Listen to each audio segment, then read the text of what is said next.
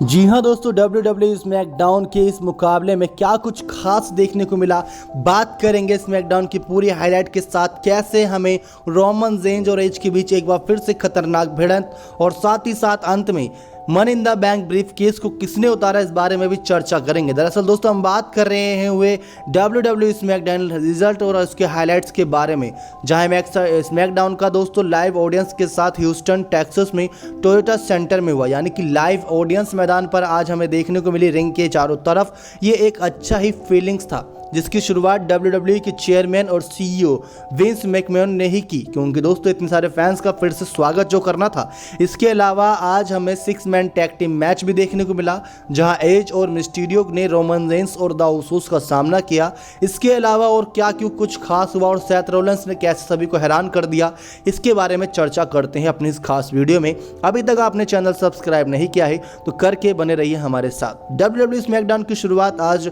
WWE के chairman और CEO Vince McMahon ने की, जहां उन्होंने 70 हफ्तों के बाद पहली बार आने वाली लाइव ऑडियंस का स्वागत किया और साथ ही WWE को नॉर्मल स्थिति में लाने की बात भी की।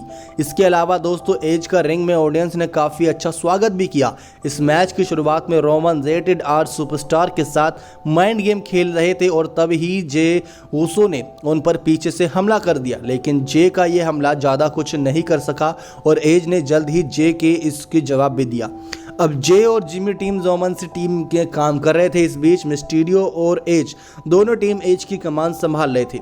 जब रोमन रेंस को रिंग में आने का मौका मिला तो उनके सामने डोमिनिक थे, जिन्होंने रोमन ने रिंग के बाहर आके फेंक दिया था। अब रोमन लगातार डोमिनिक पर अटैक कर रहे थे, क्योंकि उनके लिए आसान सा शिकार वही था देखा जाए तो। मैच के कुछ अंतिम क्षणों में जे ऊसो और मिस्टीरियो रिंग में थे, वहीं रोमन रिंग के बाहर डोमिनिक पर हमला कर रहे थे, लेकिन तभी अचानक से एज रोमन पर स्पीयर लगा देते हैं, जो स्पीयर रोमन रेंज भी लगाते हैं, लेकिन एज का स्पीयर रोमन रेंज को धाराशाही कर देता है, जिसका फायदा रिंग में जे ऊसो उठा लेते हैं और रे को जोलप पिन करके इस मैच में जीत हासिल करते हैं। लेकिन इसके बाद जे रे मिस्टीरियो को रिंग पोस्ट में दे मारते हैं, क्योंकि रे मिस्टीरियो के अंदर दोस्तों जान होती है, अगर आप उसको पिन करके आउट कर रहे हैं तो उसके अंदर जान तब भी बचती है। और अपने पिता को बचाने के लिए डोमिनिक रिंग में आते हैं, उन पर तभी जिमी ऊसो डोमिनिक पर हमला कर देते हैं और इसके बाद रिंग में एज स्टील चेयर लेकर आते हैं और जिमी और जे ऊसो पर हमला करने लगते हैं। यानी कि मैच में जितना रोमांच नहीं देखने को मिला, उससे कई ज़्यादा रोमांच मैच के बाद देखने को मिला। लेकिन तभी रोमन रेंज रिंग में आकर एज को सुपरमैन पंच लगा देते हैं और चेयर रोड से क्रिपलर क्रॉस फोर्स लगाने की कोशिश करते हैं, लेकिन एज उन्हें स्पीयर मारते हैं और उन्हीं पर क्रिपलर क्रॉस फेस लगा देते हैं।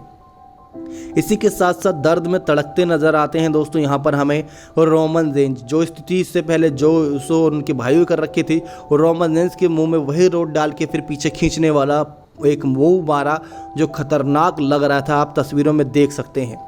इसके बाद दोस्तों हमें बैक स्टेज की बात करें तो कायला ब्रैक्सटन ने एज का बैक स्टेज इंटरव्यू लिया। जब एज कायला से बात कर रहे थे तभी सेथ रोलिंस वहां आ गए और उन्होंने एज से कहा कि तुम रोमन को हरा नहीं सकते। उन्होंने ये भी कहा कि जब वह money in the bank ladder match जीतेंगे तो वह इस केशन भी करेंगे और समझ जाओ कि अगर रोमन रेंस से तुम चैंपियनशिप लेते हो तो तुम्हारा और मेरा मुकाबला होगा। सिंपल सी बात है दोस्तों। इसी के बाद हमें देखने को मिलता है एक और बड़ा तगड़ा मुकाबला। इस सेगमेंट में सैमी जैन रिंग में आते हैं और वे न्याय के बारे में बात करते हैं। जब वह WWE यूनिवर्स को संबोधित करते हैं तभी फिन बैलर का म्यूजिक हिट होता है और बैलर रिंग में आ जाते हैं और सैमी जैन पर अटैक कर देते हैं। इसके बाद वह जैन पर कूप डी ग्रेस लगाते हैं और ये सेगमेंट यहीं पर अंत हो जाता है। उस पूरे सेगमेंट में बैलर एक भी शब्द नहीं बोलते। अब दोस्तों फिन बैलर कितने खतरनाक हैं इन सबसे आप वाकिफ ही होंगे। इसके बाद दोस्तों हमें एक और मैच देखने को मिलता है, जहां पर हमें शोर्जी और Nox versus Tamina and Natalya के बीच मुकाबला देखने को मिलता है। पिछले हफ्ते अपने शानदार डेब्यू करने के बाद शोर्जी और नॉक्स का एक्शन इस हफ्ते भी जारी रहा, जहां उनका मुकाबला एक बार फिर से women's tag team champions Natalya और तमीना से हुआ। शोर्जी और तमीना ने इस मैच को अलग ही अंदाज में शुरुआत की, जहां तमीना शोर्जी पर पूरी तरीके से हावी थी, लेकिन उन्होंने किसी तरह नॉक्स को टैग कर दिया और नॉक्स ने इस मैच में वापसी कर काफ़ी प्रभावशाली दिखाई दी। वहीं मैच के दौरान कमेंट्री टेबल पर जेलिना वेगा और लिव मॉर्गन भी मौजूद थी, जहां दोनों महिलाएं एक दूसरे पर काफ़ी ज़्यादा भला बुरा कहती नजर आई। अंत में रिंग साइड में दोनों के बीच विवाद छिड़ ही गया, जिसने नतालिया को विचलित कर दिया, जो रिंग के अंदर नॉक्स पर एक शार्प शूटर लगाने जा रही थी, लेकिन तभी नॉक्स ने नतालिया को रोल अप करके पिन कर दिया और इस मैच में जीत हासिल कर ली। मैच खत्म होने के बाद टमीना ने गुस्से में पहले मॉर्गन पर और फिर जेलिना वेगा पर हमला कर दिया, लेकिन जब टमीना फिर से मॉर्गन पर हमला करने के लिए गई तो वह स्टील स्टेप से टकरा गई और फिर मॉर्गन ने नतालिया पर अटैक कर दिया और उसके बाद अंदर आकर money in the bank briefcase की ओर इशारा किया। इसके बाद दोस्तों हमें अगला मुकाबला देखने को मिलता है स्मैकडाउन वुमेन्स चैंपियनशिप, जहां पर बियॉन्स ब्लेयर वर्सेस कार्मेला के बीच देखने को मिलता है। अब दोस्तों इस मैच की शुरुआत घंटी बजते ही दोनों महिलाओं ने एक दूसरे को धक्का देना शुरू कर दिया। इसके बाद कार्मेला ने बियांका को थप्पड़ मारा और रिंग के बाहर भगा दिया और बियांका उन्हें पकड़ने के लिए उनके पीछे दौड़ने लगी।